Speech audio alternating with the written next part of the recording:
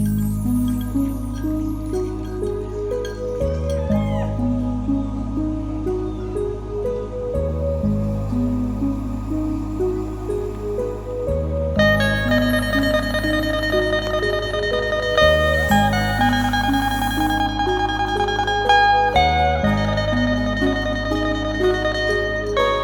ันนี้คืองานฝีมือของคนในบรรดาเผ่าเฮาพี่น้องตามธรรมชาตินะเป็นอบังนะเป็นหน่อไม้เด้อบ่ได้ตั้มเข่าเลยเนาะซีเอาล่ะบ่เอาหินนะพี่น้องห้องเนาะห้องเสาแบบสีอันนี้คือเฮือนรุ่นเก่านะ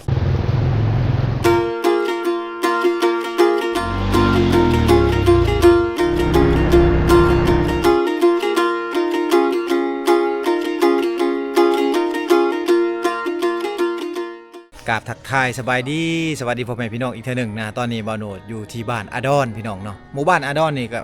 มี2หมู่บ้านเลยพี่น้องหมู่บ้านที่บ่าวโนดอยู่นี่ก็คือหมู่บ้านอาดอนเหนือนะหมู่บ้านอาดอนใต้อาดอนเหนือนะเอาเดี๋ยวบ่าวโนดกับทีมงานจะพาพ่อแม่พี่น้องย่างเลาะๆบางหมู่บ้านเพิ่นซะก่อนนะเอาพี่น้องนี่คือหมู่บ้านอาดอน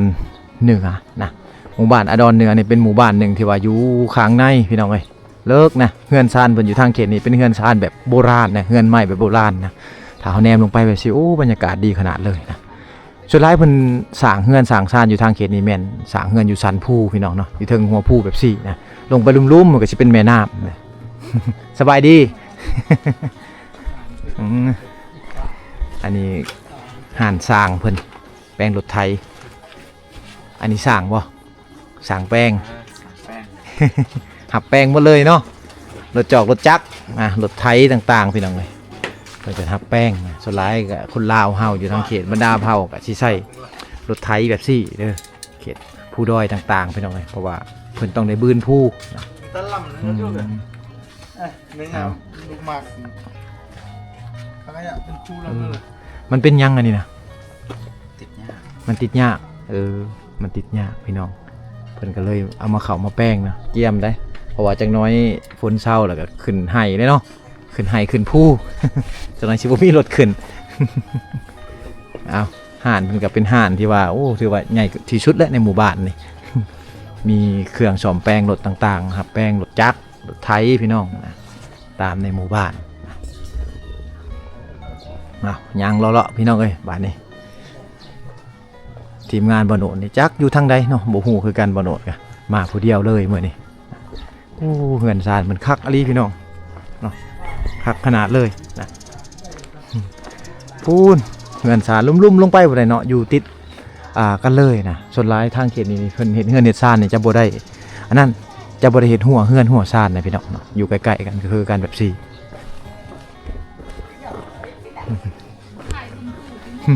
สบายดีโอ้กำลังเห็ดพี่เลอะอันนี้เห็ดย่างอันนี้พอหวดเห็ดหวดสารหวดเห็ดหวด โดยขออนุญาตเด้อจับมึงแน่หวดหนึ่งเข้าทางบ้านเฮาบางเถื่อบางหมู่บ้านเพิ่นจะห้องว่ามวยนะบางหมู่บ้านก็ฮอดว่าหวด อันนี้คือหวดหนึ่งเข่าชานเองชานจักมือแล้วอันหนึ่งนี่จักมือแล้วมือหนึ่งช่างอันทำอันมือหนึ่งได้2-3 อันเนาะมีตอกกันมีลายตอกในลายเนาะหนึ่งมือชามชามใครแมนว่าหาตอกยากจักตอกไว้ใครแมนจักตอกลายเพิ่นกะได้ลายพี่น้องนะใครแมนได้ตอกน้อยก็ได้น้อยเนาะว่างเนาะมื้อนี้เนาะว่างแล้วก็มาเหตุงานหัตถกรรมแบบสี่ก็คือการสานมวยสานหวดต่างๆพี่น้องเลยเนาะอันนี้คือฝีมือของคนลาวเฮานะในปัจจุบันนี่ก็อยากหายากแล้วแหละผู้ที่ว่าจะสานแบบสี่เป็นนะเด็กน้อยรุ่นใหม่นี่เป็นบ่บ่เป็นเลยเนาะเขาบ่ได้เรียนเนาะเขาบ่ได้เรียนก็บ่ได้เป็นนะคุณอีพ่ออีแม่นะอยู่ตามกองตารางแบบสี่เนาะบ่ได้ไปให้เนาะฝนตกบ่ได้ไปหาอยู่หากินบ่ซะโอ้ยันว่าไปสอนป้าสอนน้ำแห้งบ่ก็เลยบ่ได้ไปอันอยู่ใกล้ๆบ้านนี่แม่น้ำหยังน้ำกระติน โอ้คิดว่าเซรามัง ตีน บ่แม่นเซรามังเนาะ แม่น กว่าทำมาตีนหัวยืง ห้วยยืง ทางนั้นเห็นแต่ห้องเฮียนหัวยืง ห้วยยืงคือกัน เออ หัวกระตีน อยู่หลุมนี่ได้ ใกล้บ่จากบ้านนี่ห้วยนี่ ได้พุ่นนั้น อยู่ในแคมป์บ้านนี่เนาะอยู่หลุมๆเนาะโอ้เอาคิดว่าเพิ่นสิไปหาอยู่กินเพิ่นย่านน้ำเพิ่นกะ น้ำแห้งน้ำฮักก็ขึ้น2-3มื้อนี่บ่เออไปหายไปสวนก็บ่ได้เพราะว่าต้องขามน้ำพี่น้องเอ้ยเอาขอมกขอบใจเด้ออีพอเด้อขอบใจหมดสุคน ที่ว่าชาวบ้านเขาเจ้าบ่ได้ไปใช้ได้ในช่วงนี้นะเป็นช่วงที่ว่าเงียบสงบพี่น้องเป็นช่วงที่ว่าเงียบสงบนะสำหรับชาวบ้านเขาเจ้าอยู่ทางเขตนี้โอ้เฮือนซ่านเขาเจ้าก็สิเป็นเฮือนคือกันอยากคล้ายๆคือกันเด้พี่น้องเนาะเฮือนใหม่ยกสูงแบบซี่แหละเฮือนเขาเจ้าเป็นเฮือนใหม่ยกสูงแบบนี้พี่น้องเอ้ยเนาะเฮือนใหม่แบบซี่นี่ทางบ้านเฮานี่มันบ่มีแล้วพี่น้องเนาะมันบ่มีแล้วเฮือนเฮามีแต่เป็นเฮือนดินเฮือนก่อเฮือนปูนทั้งหมดแหละพี่น้องเอ้ยเนาะ สิไปซิเลอร์นะไปแล้ว ไปใช่นั่นไปเวียกแล้วนะสบายดีโอ้พากันพักอยู่เฮือนอยู่ซ่านเนาะช่วงนี้ ยามพ่น ยามพ้นแล้วเดี๋ยวนี้โลดแมันบ่ แม่น อันนี้คือมื้อวันพักเพิ่นพี่น้องใครแม่นว่าเฮ็ดให้เฮ็ดสวนอะลีก็บ่ค่อยได้พักเลยเนาะ แม่นยาม ไป นี่ละยามพ่น อืม ยามน้ำลายแล้วไปบ่ได้ แม่บ่ได้ก็ถือว่าเป็นโอกาสที่ว่าได้พักอยู่เฮือนอยู่ซ่านนะพี่น้องคือชาวไร่ชาวสวนเฮาอยู่ทางเขตนี่ก็ถ้าว่าช่วงบ่มีฝนตกก็สิไปให้ไปสวนทั้งหมดแหละบ้านก็เงียบเลยเนาะมีแต่เด็กน้อยอยู่และผู้เฒ่าอยู่ ผู้ใหญ่ว่าวัยรุ่นต่างๆนี่ก็ผู้ที่ว่ามีแห้งมีเหือมีแห้งนี่ก็สิพากันไปให้ไปสวนหมดพี่น้องนะแต่ว่ามาในมื้อนี้คือฝนตกน้ำท่วมเนาะน้ำท่วมน้ำขึ้นนะห้วยอยู่ลุ่มข้างๆหมู่บ้านเพิ่นนี้เห็นบ่แม่ก็เลยว่าไปบ่ได้ พากันบ่ได้ไปนะถ้าว่าเสียหญ้าให้ยามนี่ก็เสียบ่ได้เนาะ บ่ได้ มันบ่ตายเนาะ มันบ่ตาย ฝนตกแห้ง ฝนตกแห้ง เอาคืนมา มันคืนมาเพิ่นก็เลยว่าบ่ได้ไปไสพี่น้องเอ้ยพักผ่อนก็ถือว่าเป็นโอกาสที่ว่าเป็นมื้อพักผ่อนของเพิ่นเนาะ พากันนั่งอยู่กล่องตารางแบบซี่แหละก็คือกับบ้านเฮาแต่กี้แต่สมัย30 ปีก่อนในเมืองเฮาก็แบบนี้คือกันแต่กี้30 ปีก่อนกันเดี๋ยวนี้แหละพี่น้องเอ้ยลมน้อยกันนั่งอยู่เฮือนอยู่ซ่านลมม่วนๆกันลมนั่งลมกันแบบซี่เรื่องเฮ็ดเวียกเรื่องหายเรื่องสวนเรื่องต่างๆนะขอมกกับใจเด้ออีพอเด้อเด้ออยู่ทางเขตนี่ก็เริ่มเฮ็ดเป็นเฮือนหลังใหม่แล้วพี่น้องเฮ็ดเป็นเฮือนรุ่นใหม่เป็นเทียมห้อยแล้วได้เนาะนี่อันนี้คือเฮือนรุ่นใหม่นะเฮือนแบบซี่นี่เป็นเฮือนแบบเฮ็ดง่ายๆพี่น้องเนาะราคาบ่สูงนะก็สิเป็นดินเป็นปูนอะไรพี่น้องเอ้ยเนาะเป็นดินเป็นปูนนะเป็นเฮือนก่อเฮือนดินเฮือนปูนนี่แหละที่ว่าชาวบ้านเขาเจ้าเฮ็ดกันนะอันนี้ก็คือฝีมือของคนลาวเฮาคือกันนะบ้านในเขตนี่ก็สิจ้างสร้างอยู่ใกล้ๆบ้านหรือว่าจ้างสร้างอยู่ในบ้านพี่น้องเนี่ยในการเฮ็ดเฮือนเฮ็ดซ่านแบบซี่เด้ออันนั้นจะเป็นห้องน้ำนะบางคนถามหาห้องน้ำเพิ่นอยู่ไสเด้พี่น้องอันนั้นคือห้องน้ำห้องวิทย์ห้องถ่ายเด้อห้องวิทย์ห้องถ่ายพี่น้องเอ้ยเนาะโอ้ยเงินหลังบากใหญ่ๆพี่น้องเอ้ยเนาะเสื่อมต่อกันไปนะผู้อยู่ใกล้ๆกันก็สิเป็นลูกเป็นหลานเด้อเงินหลังแบบซี่นี่พี่น้องนะอยู่ใกล้ๆกันแบบนี้นะเป็นลูกเป็นหลานเป็นญาติพี่น้องกันอยู่ใกล้ๆกันทั้งเมิดเลยนะทั้งนี้เพิ่นจะดังไฟด้วยอันนั่นด้วยไม้พี่น้องเนาะเพิ่นจะบ่ได้ดังไฟด้วยอันทานหรือแกนหุงต้มต่างๆพี่น้องเนาะชาวบ้านเขาจะดังไฟด้วยไม้เด้อโอ้วงกบเนี่ยเพิ่นซื้อมาเด้เพิ่นเตรียมเฮ็ดเฮือนเฮ็ดซ่านแล้วพี่น้องไม้เฮือนไม้ซ่านมันครบเลยนะเพิ่นก็ซื้อมาหรือว่าเฮ็ดเองนะทางเขตนี้เพิ่นก็เตรียมไว้เฮ็ดเฮือนเพิ่นเฮ็ดวางอยู่ใหม่นะผู้ที่ว่าลูกหลานสร้างครอบครัวใหม่ก็สิได้เฮ็ดใหม่แหละพี่น้องเอ้ยเนาะเพิ่นก็ค่อยๆทยอยเฮ็ดไปพี่น้องค่อยๆทยอยเฮ็ดไปนะจะซื้อเล็กไว้จะซื้อไม้ไว้พี่น้องเนาะทางเขตนี้ก็ยังมีไม้หลายพี่น้องเอ้ยเนาะก็บ่คือกับทางเขตในเมืองเฮานะทุกอย่างก็ต้องได้ใส่อันนั้นนะต้องได้ใส่ดินใส่ปูนนะจึงได้เฮือนเด้อพี่น้องเนาะเอานี่แหละวิวทิวทัศน์ธรรมชาติพี่น้องเอ้ยเนาะอยู่ที่บ้านอดอนเหนือนะอยู่ท่ามกลางภูเขาพี่น้องถ้าว่าเฮามาในช่วงฝนแบบซี่ก็สิเป็นบรรยากาศแบบนี้แหละที่ว่าบ่าวโหนดมาถ่ายทำให้พ่อแม่พี่น้องได้เบิ่งนะถ้าว่าฝนตกเช้าใหม่ๆนี่เนาะตามหัวภูแบบนี้นี่ก็สิมีทะเลหมอกพี่น้องเอ้ยจะมีทะเลหมอกไหลผ่านเป็นขี้เฟือไหลผ่านเนาะ กับบรรยากาศดีพี่น้องในช่วงนั้นบรรยากาศดีอย่างว่าเบิ่งบรรยากาศเฮือนซานของชาวบ้านเขาเจ้าเนาะเป็นเฮือนหลังใหม่ยกสูงพี่น้องเนาะเฮ็ดคันไดขึ้น2หม่อง2บอนนะขึ้นทางหลังบ้านขึ้นทางหน้าบ้านพี่น้องเลยเนาะก็ เป็นเอกลักษณ์อยู่ทางเขตนี่นะเฮือนซานเพิ่นนี่หมู่บ้านอาดอนเมืองสารวันแขวงสารวันพี่น้องเนาะเมืองตะโอยนั่นเองโอ้ย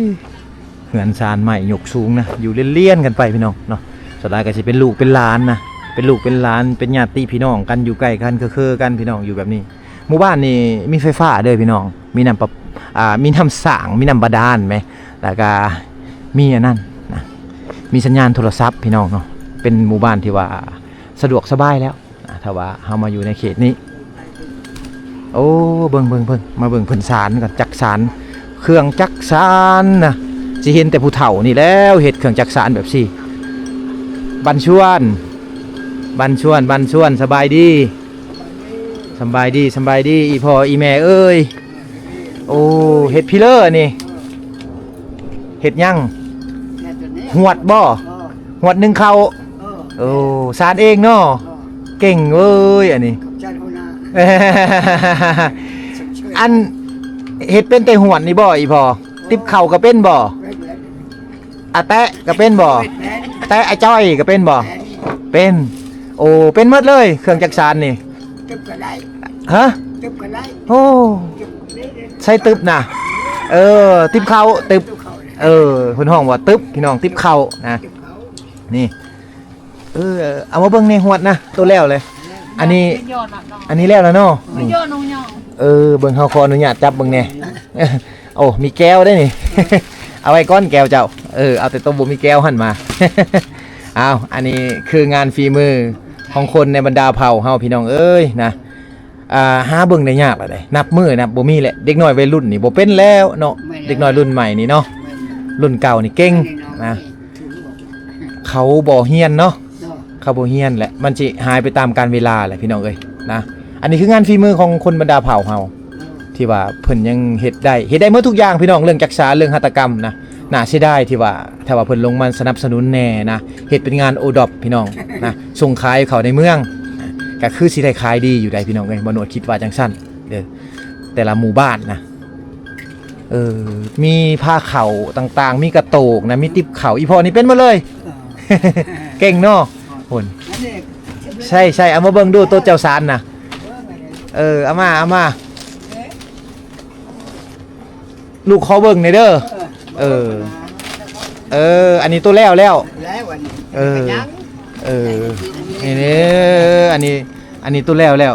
ทางบ้านเฮาจะห้องว่าหวดหรือว่ามวยนึ่งข้าวพี่น้องเอ้ยเนาะจะนี่นึ่งข้าวเหนียวเด้อตัวนี้เป็นนึ่งข้าวเหนียว โดยเนี่ยเห็นบ่โดยเนี่ยโดยสไลด์นะทั้งนี้ห้องสลอบ่สลอก็แม่นบ่หรือว่าเนี่ยโดยบ่ทั้งนี้ห้องเขาโดยเนาะคือกันเนาะห้องคือกันหมดเลยพี่น้องเอาห้องสลอก็ได้ห้องโดยก็ได้นะเขานี่เนาะเก่งเนาะอีพ่อเนาะอันนี้เพิ่นเฮ็ดแล้วเพิ่นเก็บเรียบร้อยหมดแล้วได้นี่เป็นหวายนะอันนี้ไม้ยังอีพ่อไม้ไผ่ไม้พุ่งไม้พัง ไม่ไผ่เลยนะไปทางบ้านไปตัดเลย โอ้ไม้ไผ่อยู่ป่านี่ไม้ไผ่ป่าเนี่ยตัวนี้เนาะอีพ่อนี่สารขายบ่ ขายเลย ประมาณจักพันจักเงินชาวพันก็มี10,000ก็มีโอ้ก็บ่แพงได้พี่น้องเนาะ10ชาวพันนะเท่าก็บ่มีช่างเลยเป็นบ่เท่าเลยเอาอันนี้คือบ่โนดมาเบิ่งให้เด้อเท่าอีพ่อสารตลอดบ่สารเป้าไว้ตลอดบ่แล้วก็เอาไปขายทั้งหน้าบ้านให้แม่นบ่ขายอยู่บ้านชื่อแล้ว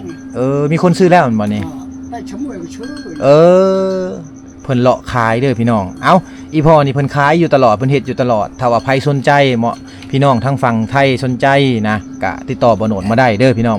บ่โนดจะมาเอาน้ำพ่อเพิ่นให้นะแต่ว่าค่าฝากนี่พี่น้องทั้งฝั่งไทยต้องฝากเองเพราะว่าบ่โนดก็บ่ได้เอากำไรหยังดอกพี่น้องเอ้ยมาซื้อซอยเพิ่นนะประมาณจักพัน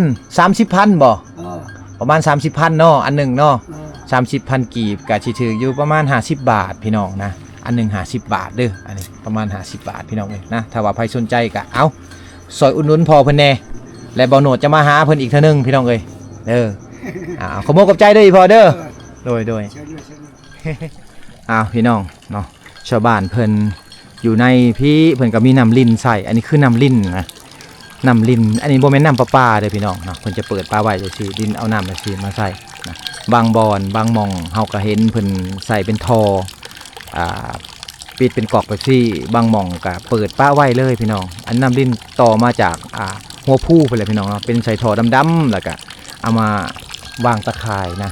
วางในน้ำตามเฮือนตามซานกับเจ้าพี่น้องเลยเนาะเอาเฮือนซานเพิ่นก็สิเป็นเฮือนหลังน้อยๆแบบซี่พี่น้องเนาะเป็นเฮือนหลังบ่ใหญ่นะชาวบ้านอยู่ทางเขตนี้เนาะเป็นเฮือนหลังบ่ใหญ่เขาก็อยู่กันแบบซี่แหละพี่น้องอยู่แบบธรรมชาตินะตามบริเวณนี่ก็เป็นเดินเฮือนเดินซานทั้งเมิดพี่น้องเลยเนาะบ่ได้ปลูกบ่ได้ฟังเด้อทางเขตนี้พี่น้องเพราะว่าในอนาคตต่อหน้าไปนี่เขาก็สิมีลูกหลานที่ว่าสร้างครอบครัวใหม่มาแล้วเขาก็สิพากันมาอยู่ใกล้กันคือกันแบบซี่ฉะนั้นเขาบ่ได้ปลูกเครื่องปลูกต่างๆพี่น้องเครื่องปลูกต่างๆเป็นแนวอยู่แนวกินเนี่ยเขาก็สิปะไว้อยู่ไร่อยู่สวนพุ่นแหละพี่น้องไปเอาอยู่ไร่อยู่สวนพุ่นแหละเนาะโอ้สบายดีหาอาบังบ่เเพิ่นมาแต่หากินพี่น้องเอ้ยนะได้อาบังก็บ่หลายเนาะช่วงนี้ดิเอาอันนี้คือของอยู่ของกินยามแรงพี่น้องเนาะหาตามธรรมชาตินะเป็นอบังนะเป็นหน่อไม้เด้ออบังหลายคนจะว่า เป็นคนอินเดียบ่แม่นได้พี่น้องเนาะอันนี้คือหน่อไม้นะอันนี้คือภาษาท้องถิ่นเพิ่นจะฮ้องว่าอบัง อบังนะ บางโอรัง ไก่บ่ไปเอา ไก่ อยู่สวนอยู่ไห้เอาฟรีแล้วเนาะบ่มีค่าใช้จ่ายเนาะอันนี้เนาะ บ่มี อยู่ตามภูตามผาตามสวนตามไห่ต่างๆพี่น้องเอ้ยเนาะเพิ่นไปเอานะคืออบังนะอบัง เอาจูแล้วหูยาไก่ไอ้เจ้า อบังยังก่อนนี่นะ บางโอรัง อบังโอรังโอ้แปลเป็นลาวเฮาก็บ่ฮู้คือกันเด้พี่น้องตัวนี้หน่อไม้ป่าบ่ หน่อไม้ไผ่ หน่อไม้ไผ่เอาเฮ็ดหยังกินนี่ต้มบ่ ต้มหน่อไม้ โอ้แกงหน่อไม้ แกงมื้อแรง แกงมื้อแรงนะคือว่าเพิ่นสิต้มจ้ำแจ่วบ่แม่นนะมันได้น้อยพี่น้อง ถ้ามันได้หลายน่าจะต้มจ้ำแจ่วแต่ว่าอันนี้เพิ่นจะแกงหน่อไม้เด้อนี่แหละอันนี้คืออาหารป่าที่ว่าหาได้ง่ายในช่วงฤดูฝนพี่น้องจะมีหลายเนาะต่างคนก็ต่างไปเอามากินพี่น้องบ่มีค่าใช้จ่ายนะของฟรีสำหรับชาวบ้านเขาเจ้าอยู่เขตนี้เพราะว่าหมู่บ้านเพิ่นนี่ก็ยังอุดมสมบูรณ์พี่น้องเอ้ยหากินง่ายบ่คือกับในเมืองนะอยากกินก็เข้าตลาดในเมืองเฮาโอ้เสียเงินได้พี่น้องเอ้ยแต่ทางนี้โอ้ยสบายยากก็คือถนนหนทางนี่แหละที่ว่าจะไปเอา เนาะค่อยคำยามแรงมาแบบซี่ก็ชาวบ้านเพิ่นก็บางคนก็ไปหาอยู่หากินพี่น้องเนาะบางคนก็ไปให้ไปสวนนะบางคนก็อยู่เฮือนอยู่ซ่านบางคนก็พัดเข่าอยู่เฮือนนะเวลาว่างๆแบบซี่สบายดีเอาเลยพัดเข่าโดยบ่นี่เป็นห้องโดยนะพัดเข่าอยู่เอาเลยพัดเลยบ่เป็นหยังพัดอยู่กล่องตารางแบบซี่เลยพี่น้องนะบ่ได้ตั้มเข่าเลยเนาะซีเอาหรอบ่บ่ได้ตั้มเข่าเลยนะคือซีเอาแล้วพี่น้องเลยเพราะว่าหมู่บ้านเพิ่นนี่เป็นหมู่บ้านที่ว่ามีไฟฟ้านะมีสัญญาณโทรศัพท์นะคือเป็นหมู่บ้านที่ว่าทันสมัยและแต่ว่าก็ยังใช้ชีวิตแบบดั้งเดิมก็คือการดำรงชีวิตของเพิ่นนี่แหละพี่น้องเลยเนาะข่าวต่างๆนี่ก็ต้องได้พัดซะก่อนนะจึงเอาไปซีพี่น้องเครื่องซีก็จะเป็นเครื่องซีไฟฟ้าพี่น้องเลยเครื่องซีไฟฟ้าที่ซื้อตามท้องตลาดได้เดี๋ยวนี้มีหลายแล้วแต่ก่อนนี่ตั้มเอาเข่าตั้มเอาบ่ตะกี้โอ้จักปีแล้วบ่ได้ตั้มเข่านี่3 ปีแล้ว3 ปีบ่ได้ตั้มแหละมาในปัจจุบันนี่สะดวกสบายกว่าเก่าและผู้หญิงอยู่ทางเขตนี่พี่น้องเลยเนาะผู้เป็นลูกก็ต้องได้เฮ็ด ซอยแม่นี่ผู้เป็นลูกน้อยๆนี่ซอยแม่ได้คนนี้ต้องได้เฮ็ดซอยแม่นะก็คือการผัดเข่าเดี๋ยวต้องได้เฮียนหู้เนาะเป็นลูกนี่ต้องได้เฮียนหู้นะการผัดเข่าตำเข่าหรือว่าสีเข่าต่างๆนะต้องได้กะเกียมไว้เพราะว่ายามแรงมาเนี่ยก็มันก็สิกินเข่าตัวนี้แหละพี่น้องเลยเนาะทุกๆมื้อเลยยางเลาะเบิ่งหมู่บ้านพี่น้องเนาะช่วงนี้ก็เป็นช่วงที่ว่าไผก็ออกไปหาอยู่หากินนะตามห้วยตามคลองต่างๆพี่น้องเนาะเดี๋ยวบ่โนดจะพาพ่อแม่พี่น้องเขาไปเบิ่งนะการหาอยู่หากินของทางเขตนี้นะลงไปเบิ่งน้ำกันพี่น้องเลยเนาะโอ้ยบางคนเฮ็ดเฮือนเฮ็ดซ่านก็เป็นเฮือนแบบซี่แหละพี่น้องเนาะผู้ใดที่ว่ามีเงินแน่ก็ สิได้เฮือนหลังใหญ่นะผู้ใดที่ว่าสร้างครอบครัวใหม่ก็สิได้เฮือนหลังน้อยแบบซี่เฮือนซานเพิ่นเนาะเอาหินนะพี่น้องห้องเนาะห้องเสาแบบซี่อันนี้คือเฮือนรุ่นเก่านะอยู่ทางเขตทางใต้ของเฮาแต่สมัยก่อน10ปี20ปีก่อนนะพี่น้องก็สิเป็นเฮือนแบบนี้ทั้งหมดเลยนะแอมฟ้ากระแตะพี่น้องเอ้ยมุ้งสังกะสีต่างๆนะก็สิประมาณนี้แหละทั้งกองตารางก็สิอันนั้นมีด่วนฟืนนะไว้ดังไฟต่างๆพี่น้องเอ้ยเนาะไปหากินบ่ไป อ้าวเดี๋ยวบ่โนดจะลงจะพาพ่อแม่พี่น้องไปเบิ่งวางหาอยู่หากินเพิ่นนะกระเทินมาแล้วพี่น้องเลยเนาะเดี๋ยวลงไปเบิ่งมันจะเป็นอะไรพี่น้องเนาะก็ไปตามนี่แหละนะไปตามเส้นทางนี่แหละ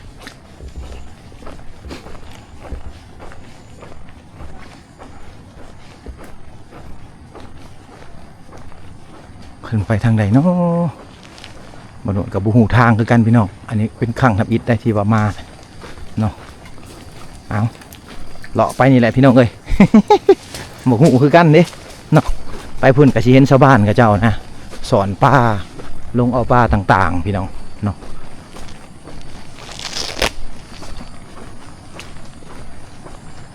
โอ้ยไปทำกลางคุณเขาตามป่าแบบฉีได้พี่น้องเขาหยางลงไปนะเนาะบิดบนโนยก็คิดว่ามันฉีทางอันนั้นบ่วะแม่นบ่เนาะทางเส้นทางเนาะเดี๋ยวไปเบิ่งน้ำกันพี่น้องหักได้ยินแต่เสียงน้ำนะอยู่ลุ่มๆพุ่นได้ยินแต่เสียงน้ำอยู่ลุ่มๆพุ่นอันนี้คือเซรามังพี่น้องแม่น้ำเซรามังนะแม่น้ำเซรามังนี่เป็นแม่น้ำหนึ่งที่ว่าไหลมาแต่ประเทศเวียดนามพี่น้องในช่วงฤดูฝนแบบซี่ก็สิคุ้นๆแบบซี่เลยพี่น้องเอ้ยบรรยากาศน้ำไหลอันตรายนะบางคนเขาก็ยังมาหาอยู่หากินเลยพี่น้องเนาะบางคนเขาก็มาหาอยู่หากินนะเพราะว่าจุดนี้เป็นจุดที่ว่าชาวบ้านเขาเจ้าเอาน้ำอาบแน่สักเครื่องแน่พี่น้องเนาะหาอยู่หากินแน่พี่น้องนะก็สิใช้แม่น้ำนี่แหละเนาะแต่ว่ามาในปัจจุบันนี่ก็คือชาวบ้านกับเจ้ากำลังจะได้ครัวใหม่นะแต่ว่าครัวก็ยังเห็นบ่ทันแล้วพี่น้องอันนี้เพิ่นจะห้องว่าอาจจะบ่แม่นครัวจุ่มเด้อพี่น้องเนาะจะสูงขึ้นน้อยนึงนะเฮ็ดให้